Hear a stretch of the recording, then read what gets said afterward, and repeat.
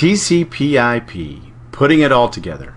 Welcome to Module 7, and in this module we're going to be taking everything that we've learned over our past several modules and we're going to put it together end to end to kind of review of exactly how TCP IP works across our network. Now I've created two different scenarios or two different examples. One is I'm calling just driving around town, and that's what our local network is like, and how our local network traffic behaves. The second is going cross country, and that's where we actually leave our neighborhood and we pack up the moving van and we head across country to our new destination. That's where we're destined for remote networks somewhere along the way. So with local network traffic, we never hit a router, whereas with cross-country traffic, we are going to hit a router. Our remote network traffic will hit a router because it leaves our local network segment.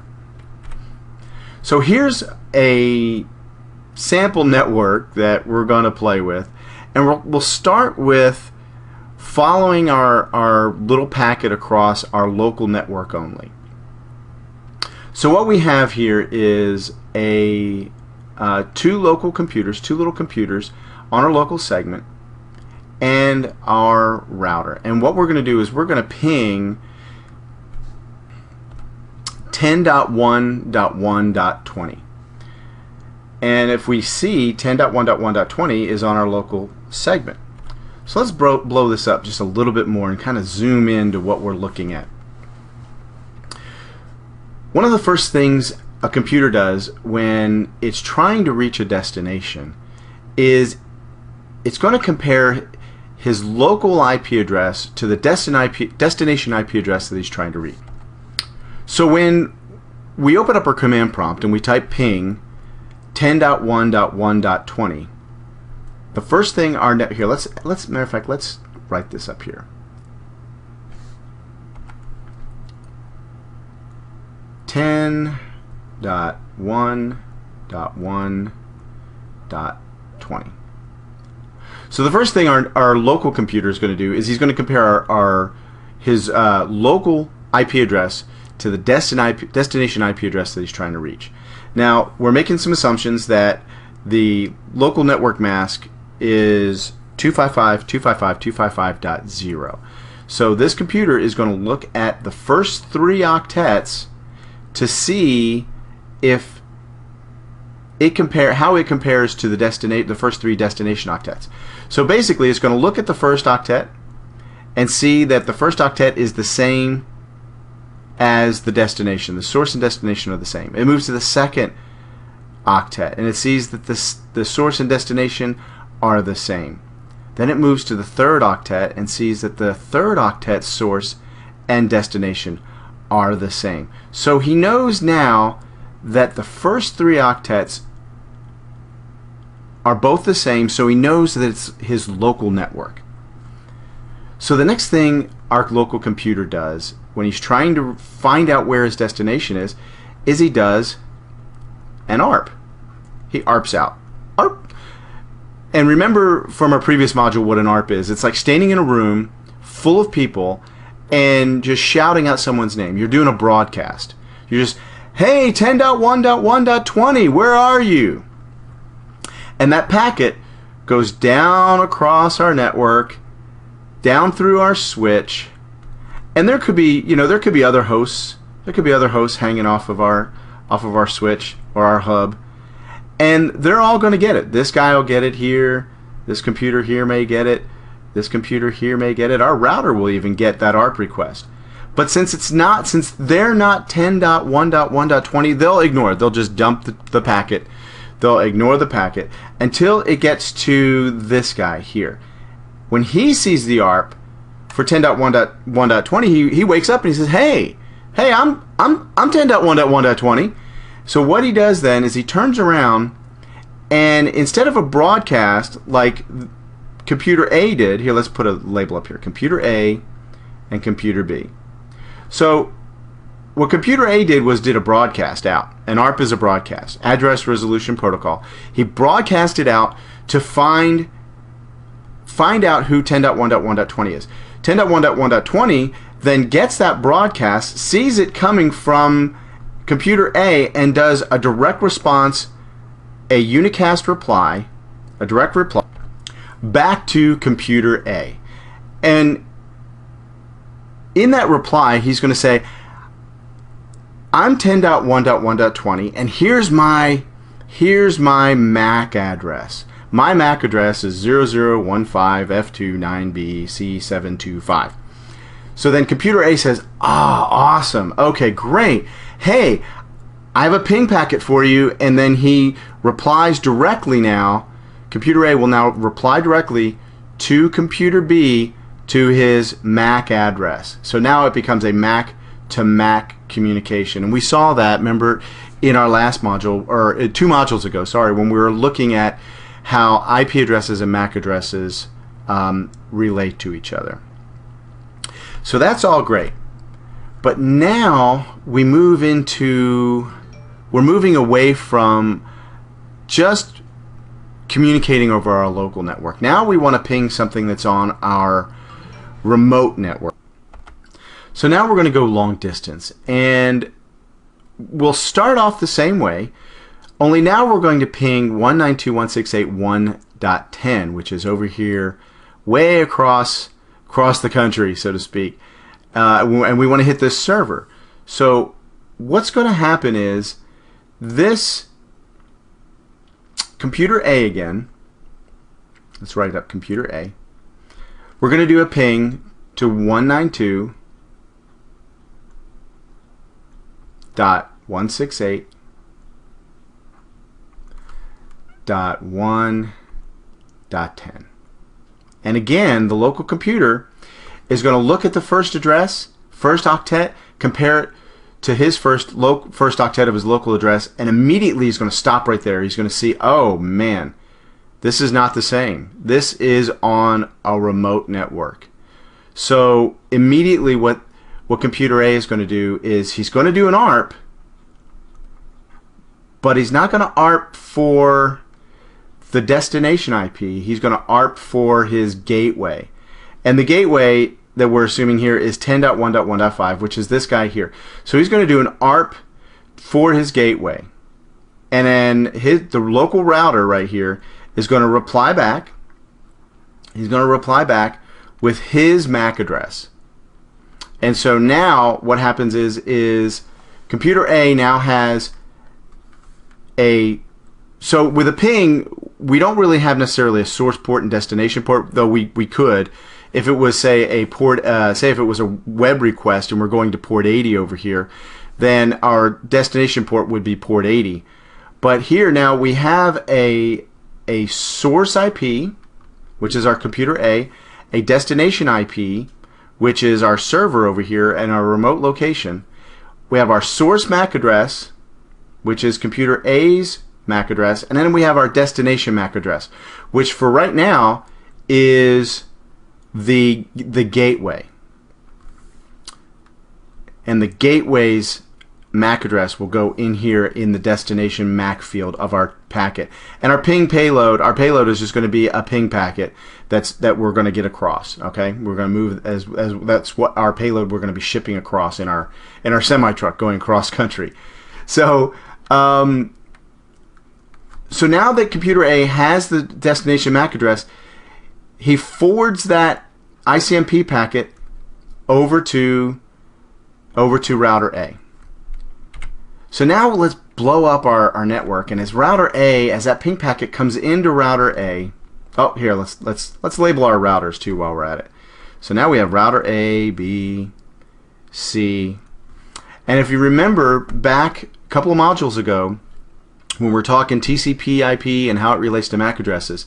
So now the source MAC was our computer A, destination MAC was router A. But now when router A gets that packet, he's going to keep the source IP address. He's going to keep that source IP address. We're going to keep the destination IP address because we don't want to lose our way. We want to remember that The source IP was computer A over here, and the destination IP is the server way over there. But the source MAC address now, when router A gets it, the router is going to rip off that source MAC address, and he's going to rip off the destination MAC address, and he's going to put his own MAC address as the source now. And then what router A is going to do is router A is going to do an ARP out, and he's going to do an ARP for router B. Now, I need to stop right here, and I need to clarify one thing. Now, address resolution protocol and MAC addresses are an Ethernet thing. So when we're talking about MAC addresses and ARPing out, we're really talking about Ethernet networks. If this were, say you had a router A and a router B, and this was some other layer 2 protocol, we wouldn't have a MAC address. We would have some other layer 2 identifier. But for now, we're going to keep it simple, and we're going to keep it just at Ethernet, and we're going to pretend that our network all the way is Ethernet all the way. So with that said, when we get back to router A here, router A now has that ICMP packet, and he ARPs out for router B, and router B replies with his MAC address. So now router A puts that MAC address in the destination field and forwards that ICMP packet down to router B. Now router B has the ICMP packet, still with the original source IP of computer A and the destination of 192.168.1.10, where we're wanting to go. But now router B grabs that packet, and again, he rips off the source MAC address and he rips off the destination MAC address. He puts his own MAC address as the source, and he does another, again, he ARPs out for router C. Router C replies with his MAC address. Router B puts it on the destination MAC address, forwards that packet up to router C, and so on. And now I'm going to save you. You kind of get the point here. But again, when router C gets this, he'll rip off the destination source and destination MAC addresses, ARP out again for router D now this time, and they do that all along the way until they finally get to the final router here, which would be router D. Router D gets that ICMP packet coming in, and it still has the source IP of computer A way across country of the 10.1.1.10, but we still have a destination IP of 192.168.1.10, and router 10 gets that packet, and he says, hey, whoa, hold on here, 192.168.1.10, hey, I know that guy. Oh, yeah, it's my neighborhood. He's right down the street. So then what he does is he does an ARP out. Router D then does an ARP out again for the MAC address of the server. The server responds with his MAC address. The router D strips off the source and destination, puts his own. So this is D's source MAC address, and the destination MAC address now is of the server. And then the packet finally gets to the server, and the server receives that ICMP packet and goes, oh, it's a ping. Oh, great. Yeah, I'm here. Big news. It's a ping packet. So then what he does is then he turns around and then he replies back to that ICMP packet. But what's really amazing, if you think about it, where are we? Let's go back. Let's go back all the way to here. If you think about what just happened, just for an ICMP packet, just for a ping packet, all the things that needed to happen as we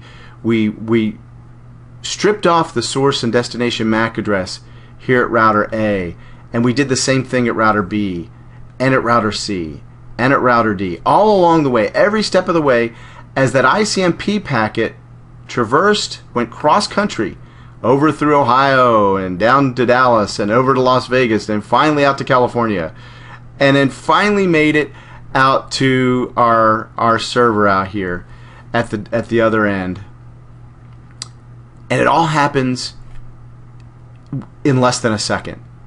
That is what I consider, that's what I think is just really truly amazing, is how fast all of this behaves and how quickly you can get a packet from New York to Los Angeles in less than a second. It's just truly incredible that all that happens. So the next time you're out you're out on the internet and you bring up a web page and it's slow to load, you know there's a whole lot going on for us to go from point A to point B, especially for our remote networks.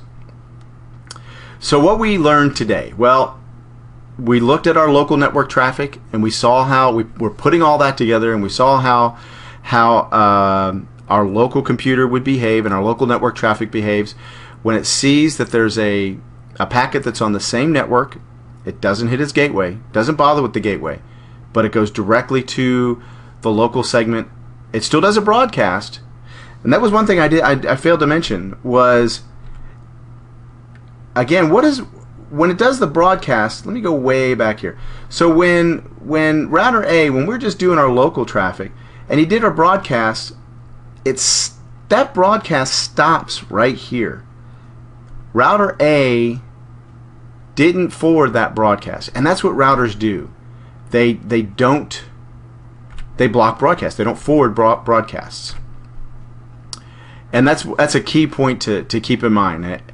So on our local segment, when we're talking about our local traffic, it never hits the router. It does a broadcast, and the router keeps that broadcast there in the network because he knows that it's for the local network. Computer A now knows it's for the local network. Now when you go across country, we compare our local address to the destination address, and we know what's on our local network because of our subnet mask. Our subnet mask lets us know what the network portion is, our local network portion is, of our IP address. We see that it's not on our local segment, so then we forward it to our gateway address, our router. Our router gets it, strips off the source and destination MAC. We keep the source and destination IP address and forward it all the way along the way across country. It's amazing what happens in such a blink of an eye, what's going on with our network. I hope this has been informative for you. I hope you have a great day. I look forward to talking with you in our next module, Module 8.